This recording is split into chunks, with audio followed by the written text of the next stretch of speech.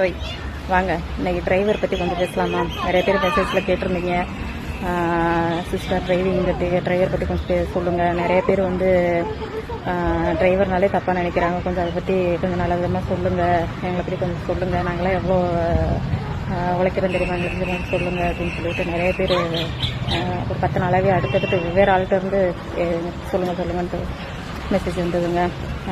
ஒரே வரியில் அவங்கள பற்றி சொல்லணும்னா, நம்ம அம்மா அப்பா முதல் தெய்வம், அதை தாண்டி அடுத்து நடமாடும் தெய்வம் யாருன்னு பார்த்தீங்கன்னா டிரைவர் தாங்க.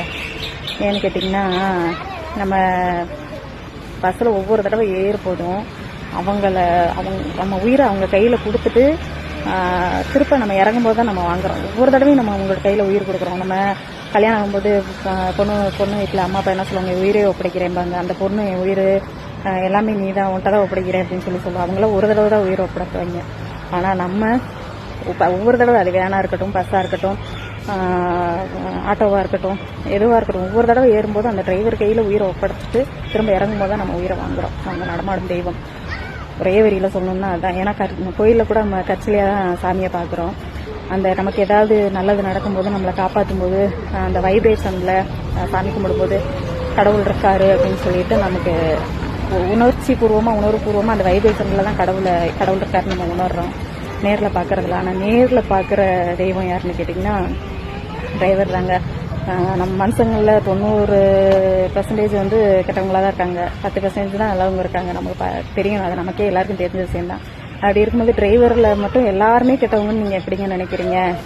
நல்லவங்களும் இருப்பாங்க இல்லைங்க. ஏன்னா டிரைவர்னாலே பொண்ணு கொடுக்க மாட்டாங்க சிஸ்டர் அப்படின்னு சொல்லிட்டு நிறைய பேர் சொல்லியிருக்கீங்க.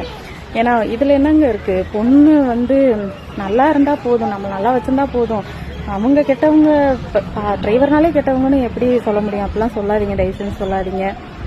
ஏன்னா வண்டியவே அவ்வளோ அந்த டிரைவிங்கே லவ் பண்ணி அவ்வளோ நல்லா அந்த வண்டியை பார்த்தா எப்படி பார்த்துக்குவாங்க தெரியுமா? அதே அவ்வளோ நல்லா பார்த்துக்கும்போது தன்னை நம்பி வர பொண்ணை பார்த்துக்க மாட்டாங்களா? கண்டிப்பாக பார்த்துக்குவாங்க. எவ்வளோ சொல்கிறீங்களே, நீங்களாம் பண்ணுவீங்களான்னு கமெண்ட்ஸில் கேட்காது, தயவுசெய்து கேட்காதீங்க. ஏன்னா நம்ம அந்த கட்டத்தெல்லாம் தாண்டி வந்தாச்சு. ஒருவேளை அப்படி கல்யாணம் ஆகாமல் நான் என்ன பொண்ணாக இருந்திருந்தேன் அப்படின்னா, ஒருவேளை எனக்கு டிரைவர் யாராவது பிடிச்சிருப்பேன், நான் கல்யாணம் பண்ணிப்பேன். உண்மைதான். இதை வந்து நான் கமெண்ட்ஸில் எல்லாம் கேட்டுட்டு இருக்காதிங்க, தயவு செஞ்சு. அதெல்லாம் தாண்டி நம்ம வந்தாச்சு. அதனால் அவங்க அவ்வளோ அளவு வச்சுருப்பாங்க. அந்த ஸ்டேரிங் விட்டு அவங்க கையை எடுக்கணும் அப்படின்னா, அவங்களுக்கு அந்த வண்டியிலேருந்து அவங்கள பிரிக்கணும் அப்படின்னா அது மரணத்தால் மட்டும்தான் முடியும். மற்றபடி அவங்க அவ்வளோ அளவு வச்சுருப்பாங்க. அது மேலே சொல்லவே தேவையில்லை. டிரைவர் எல்லாருக்குமே தெரியும். லைக் பண்ணுங்கள், உங்கள் கருத்தை என்னன்னு கமெண்ட் பண்ணுங்கள்.